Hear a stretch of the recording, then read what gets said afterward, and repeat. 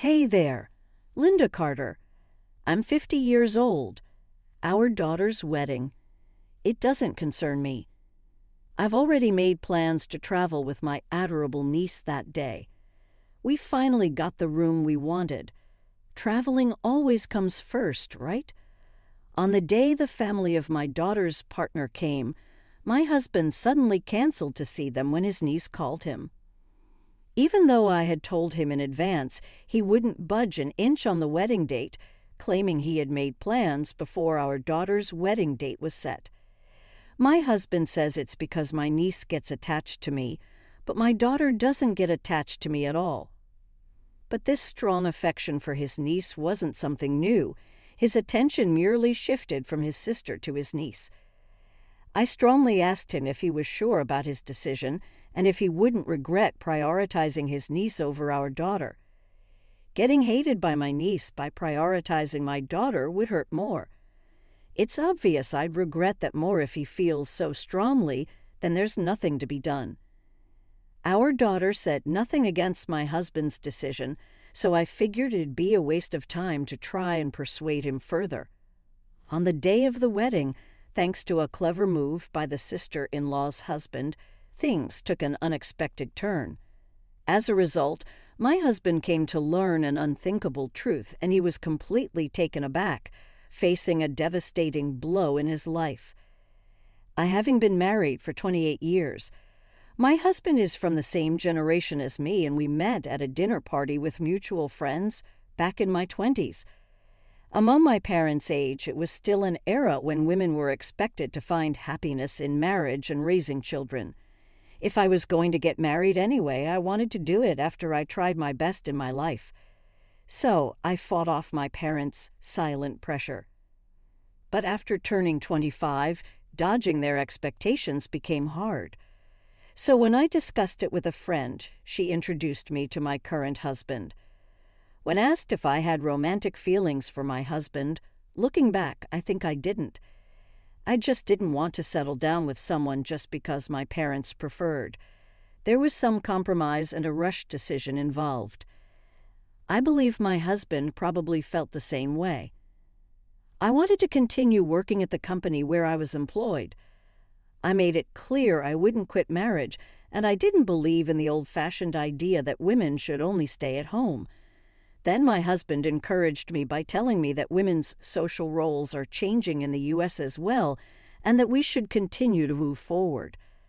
I took it to mean he was understanding, and I felt intuitively that we could build a happy home together.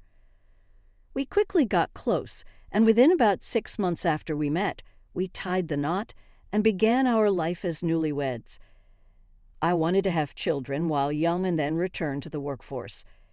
Jan supported my thoughts, and with our combined effort, I found out I was pregnant within the first year of our marriage. I gave birth to an only daughter. After that, I was always on the move, juggling parenting, household chores, and work. By the time our daughter reached adulthood, all the struggles felt like a part of our shared happiness. I couldn't help but cry in front of her, not caring about others' attention. From all this, one might think we had a picture-perfect family. However, there was a hidden problem with my husband. After marriage, John began revealing his true nature. Firstly, we started splitting all living expenses in half. He made me sign a contract stating that neither of us would ask about each other's salaries. Another clause stated that after deducting the living expenses, whatever my husband did with his salary was none of my business. Behind my husband's actions was the influence of his sister-in-law. While my husband had a rather average look with typical features, his sister had a beauty that was uncommon for ordinary people. It was surprising to hear my sister-in-law hadn't undergone any cosmetic surgeries. She wasn't just a beauty with a good personality, rather, she was incredibly headstrong with a queen-like demeanor. In every aspect, she was the polar opposite of me, and we couldn't get along. It seemed that she felt the same because she didn't try to interact with me directly, which might have been a blessing. However, that was only true if my husband sided with me. The husband idolized his sister in every way and was a devout follower of her. It wasn't long after we got married that he started openly showing this unusual affection for her, an affection that went beyond the acceptable range of just being close siblings. At first, I thought they were just a close brother and sister. I've heard from coworkers and seniors that even after marriage, siblings often visit each other or go on trips together. But it was rare for a brother and sister of opposite genders to be so close. My sister-in-law got married and started a family a bit earlier than my husband did. Upon getting married, she became a full-time housewife. I wondered if she had too much time on her hands, because even after my husband started our family, he would often be called out by her just as he had been when he was single. I hoped that over time my husband would prioritize our family more, so I tried not to nag him about it. But when I was pregnant and suffering from severe morning sickness, or when I needed him to accompany me to the hospital due to sudden health issues, he'd always rush to his sister's side whenever she called, like a puppy wagging its tail and running to its owner. Once, I couldn't help myself by any means and asked him strongly why he didn't think of me first, even though I had my husband's child in my belly. Heck, my sister's pregnant too, and she's feeling lonely. Of course, I'm going to prioritize her and her baby. It was stated with such confidence, as if it was the most obvious thing in the world. I realized he valued blood ties more than his commitment to his wife. Maybe the reason my husband married me was that he had feelings for someone he couldn't be with. If that were the case, it would make sense. I would have felt so much better thinking this was just a sham marriage. I did feel that my husband had an unusual affection towards his sister, but I trusted him as he was cooperative with our family planning. I believed that as our family grew, my husband's affection would naturally turn to our blood-related daughter. If he could shower our child with love, then I was okay to be his second priority. With that resolve, I took great care of the child in my womb and approached my due date. Initially, my husband had promised to be there for the birth, but when the baby didn't arrive as quickly as expected, he chose work over being there for me, saying it was work hours. It wasn't that there were no grievances, but there was a prevailing attitude at the time. Why should a man sacrifice his work to be present at the birth of a child where he can't particularly help? I thought it wasn't better to go with the flow if my husband was to continue working at his current job, but I braced myself for the challenging solo childbirth nevertheless. Hearing my baby's first cry was pure joy, wiping away all my worries. Our child was a girl, and she was a bit heavier and bigger than the average baby girl. She grew up healthy, and I think my husband did love our daughter in his own way. But as she began to lose her baby features, he became less and less interested in her. My sister-in-law and her husband also had a daughter, and she was born the same year as my child. Their daughter, our niece, grew up to be a spitting image of her mother. In her younger years, a true beauty. My husband started spending more time with his sister and our niece, pretty much ignoring our daughter. I came to play both the mother and father roles. I was gentle like a mother, but also strict like a father, raising our daughter. At my daughter's elementary school sports day, while other fathers participated in events to support and cheer on their children, I had to struggle for my daughter. Meanwhile, my husband's involvement with our niece, who looked just like her mother, grew. Not only did our niece resemble her mother in appearance, but their personalities were strikingly similar as well. She's headstrong and a tad arrogant, acting as though the world revolves around her.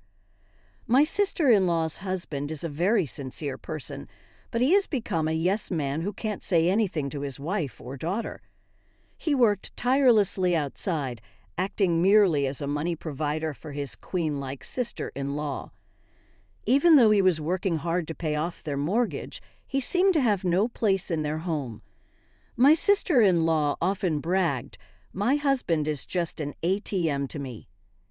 This comment always made the relatives cringe when we gathered for family events. As time went on, our daughter understood her father's nature and started to disregard him. She began treating her father as if he was non-existent. As she entered her typical teenage years, my husband, taking advantage of being neglected by his daughter, increasingly answered his sister's beck and call. He started struggling more and more to meet her often unreasonable demands. Our household felt like a three-legged race just between my daughter and me. When my daughter reached high school and began working part-time, the agreement of splitting the living expenses between my husband and me broke. If our daughter's working, I only have to contribute a third of the expenses, right? He claimed unilaterally, amending our agreement with 2/3 of his salary now free for him to use. He became even more subservient to his sister, wanting not to burden me. Our daughter chose not to attend private schools for both high school and college and covered her expenses from her part-time earnings. I graciously accepted her contributions and started saving them for her future wedding. Thus, our daughter grew up, graduated from college, and secured a decent job. Even then, our daughter continued to give a portion of her salary to the household. I accepted it as a gesture of her love and continued to save it for her future wedding. About 3 years into her job, my daughter confided in me that she'd met someone she wanted to marry. She wanted both my husband and me to meet him at a time convenient for us. Due to my husband's excessive obsession with his sister, our family dynamic wasn't exactly the norm. I had considered the possibility that my daughter might become disillusioned with married life and choose to remain single forever. So knowing she had found someone she was serious about marrying brought me immense relief. At the same time, I was very happy. I was overjoyed that my daughter wanted to marry out of her own will and not due to societal pressures. More than anything, I sincerely hoped for my daughter's future to be filled with even greater happiness. However, my husband seemed more indifferent than calm. He seemed to listen to our daughter's story, nodding when she said she had someone she wanted to marry and that she wanted us to meet him. He wasn't saying he wouldn't meet him, but he stated he couldn't commit to a meeting and left the table. He said we could choose a date for him, and if he had nothing on that day, he'd show up. His attitude was rather careless as expected. Despite our best efforts to schedule a meetup with my daughter's potential spouse well in advance, on the morning of the scheduled meeting, my husband was called out by our niece and left. I had asked him to possibly reschedule, but he said he couldn't make his beloved niece wait and went on his way. He had told our daughter to marry whomever she liked and that he wouldn't object. In fact, the day for the gathering with my daughter's potential spouse was scheduled well in advance, and it was arranged that the guy's parents would be joining as well. Later on, when I found out that his parents would also be present and informed my husband, he said he understood. He couldn't claim he wasn't aware they'd be coming. Unable to keep my husband around, I greeted my daughter's fiancé and his parents and simultaneously regretted my husband's absence. I didn't know how to explain it to them. It was too rude to admit that he knew and still backed out at the last minute.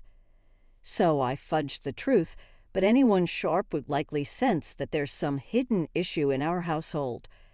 The entire situation had me on pins and needles, fearing my daughter's engagement might fall apart. However, both my daughter's fiancé and his parents were incredibly understanding, saying that everyone has some family matters. They'd rather not share. Deep down, no one wishes to be associated with a family with baggage. As time went on, I worried that emerging issues might put my daughter at a disadvantage. While I felt saved by the magnanimity of the fiancé's parents, I was restless, fearing some kind of backlash. Then my daughter revealed a certain truth to me. I see if that's the case, maybe we can somehow address my husband's erratic behavior. I looked forward to the new connections my daughter's marriage would bring. We decided to let the cup handle the wedding date and venue details. A few days after, we managed to see my daughter's fiancé and his parents. My daughter informed us of the wedding date and venue. The only availability for the dress she desperately wanted to wear was on that particular day, and the fiancé was on board with it. Given the circumstances, we felt it wasn't our place to interfere. I conveyed my daughter's wishes to my husband, asking him to keep that day free at all costs. Well, I can't do that day. I've got a trip planned with my adorable niece and my dear sister. My husband argued that the trip with his niece had been scheduled before my daughter's wedding. No matter how much I pleaded with him to reschedule, my husband wouldn't budge.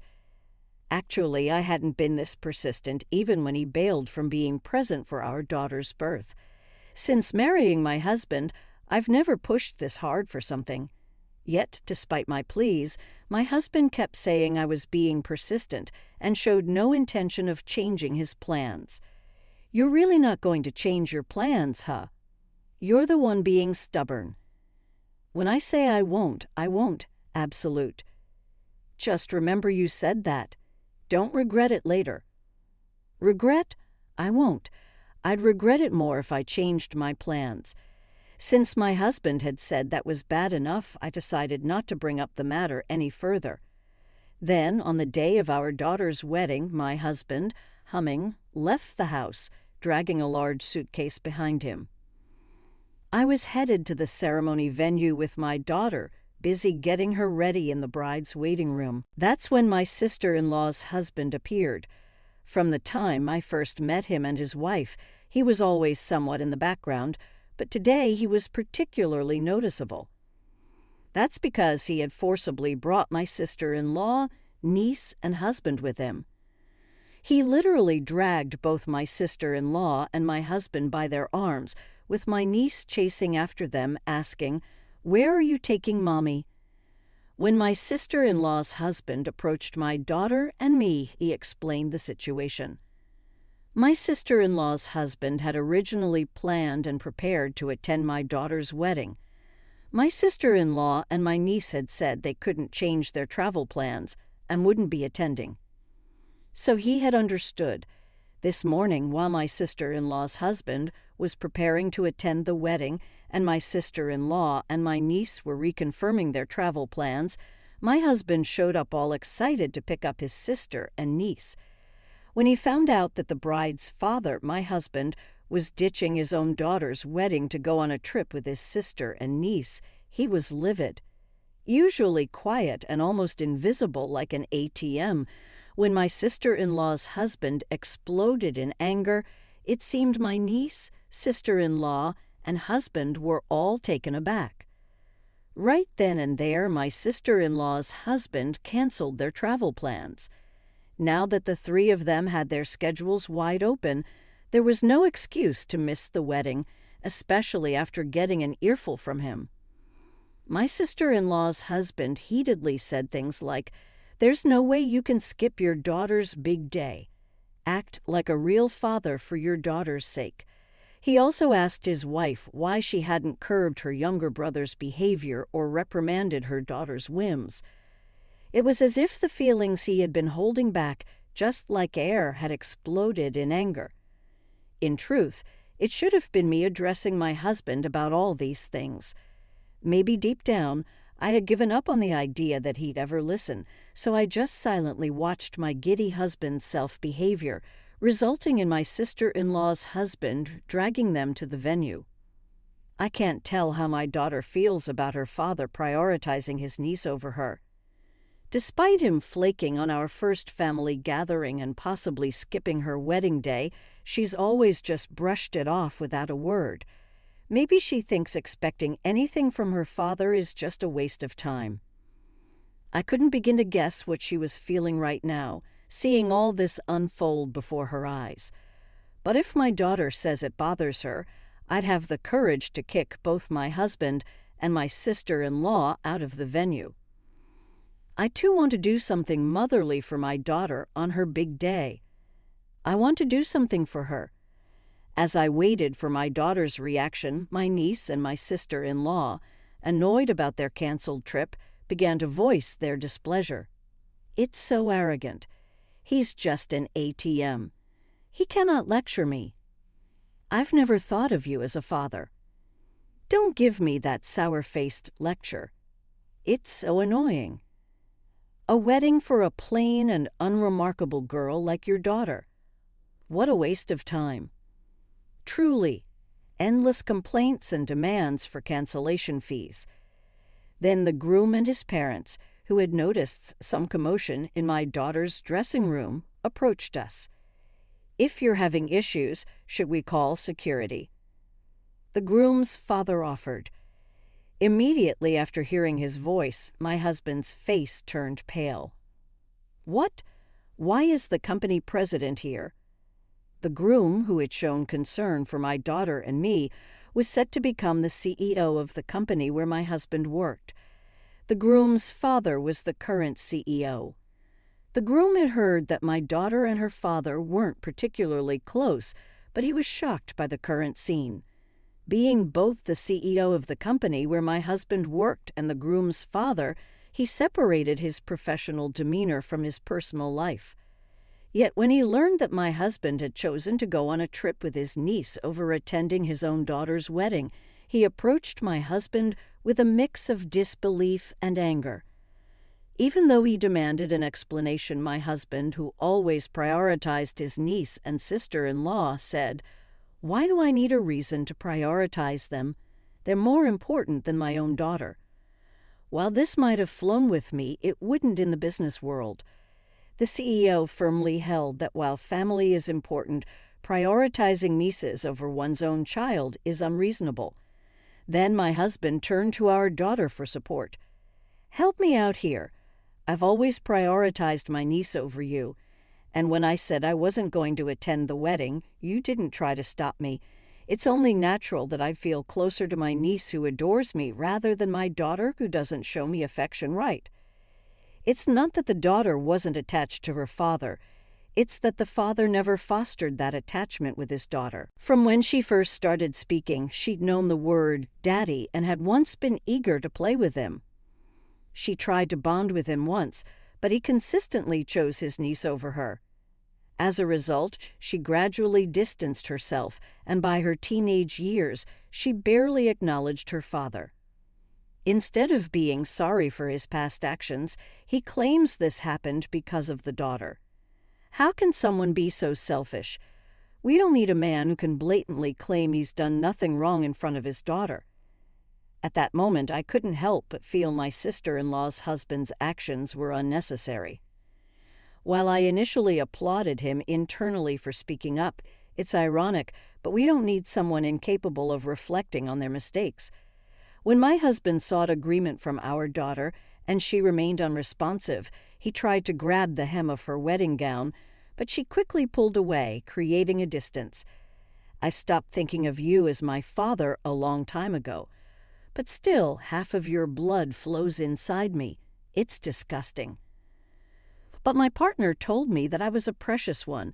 That's why I tried my best to think that it would be okay if I were to face my father. But now I can't do it anymore. Don't show yourself in front of us again. Our daughter clearly declared her estrangement. Once my daughter has her own family and truly stands on her own, there's no reason for me to endure this situation. He is the worst kind of man who even on his daughter's special day blames her to justify himself. You know, I also wanted to tell you something. I'm getting a divorce. In retrospect, I could have raised my daughter without any troubles on my own salary. I shouldn't have worried about society's perception that children might feel pitiable without both parents, or that they might not grow up properly in a single-parent home. All that should have mattered was the happiness and well-being of my daughter. Maybe up until now, I unconsciously cared too much about what others would think, just like my parents did. The commotion spread among the other guests, and soon security was called. Eventually, my husband, his sister, and his niece were kicked out of the wedding venue. There were several of his direct bosses and subordinates among the guests, so news of this debacle spread rapidly in his company, severely damaging his reputation. He couldn't maintain his usual confident demeanor at work. Having been told we were divorcing and no longer feeling welcome at home, my husband sought refuge in his sister's home where his precious niece lived. But suddenly the niece who had always adored him and his sister, who had always said he was their only hope, turned their backs on him. "What do you have left once the only thing you had going for you, your money, is gone? I'm not interested in a man without money. I really misjudged you. I thought you had a dull wife and had trained her well, but you're turning the tables on me. A man without money is worthless, isn't he? Just disappear." Until now, my husband had constantly belittled my brother-in-law, treating him like a mere ATM, only to finally realize that he was treated the same way. Then, like flipping a hand, my heartbroken husband tried to cozy up to me again. "All that truly matters is you and our daughter who shares my blood." He pleaded with me to reconsider the divorce, promising to change his ways. But my mind was made up. He never listened to my requests before, so why should I, who have put up with so much, have to listen to him now? I was ready to move out, already having secured a new place. Ignoring his desperate pleas, I left the house. His whining echoed behind me until the door slammed shut, but I never looked back. The moment I stepped out of the property, I felt an overwhelming sense of liberation from a long bond of marriage. Shortly after our divorce was finalized, surprisingly smoothly, my ex-husband, disgusted with everything, seemed to want to wrap things up quickly. While it worked out well for me, my ex-husband, who acted on impulse, faced challenges down the road.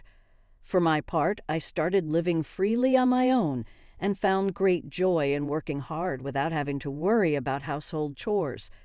The major problem waiting for my ex-husband was the mortgage.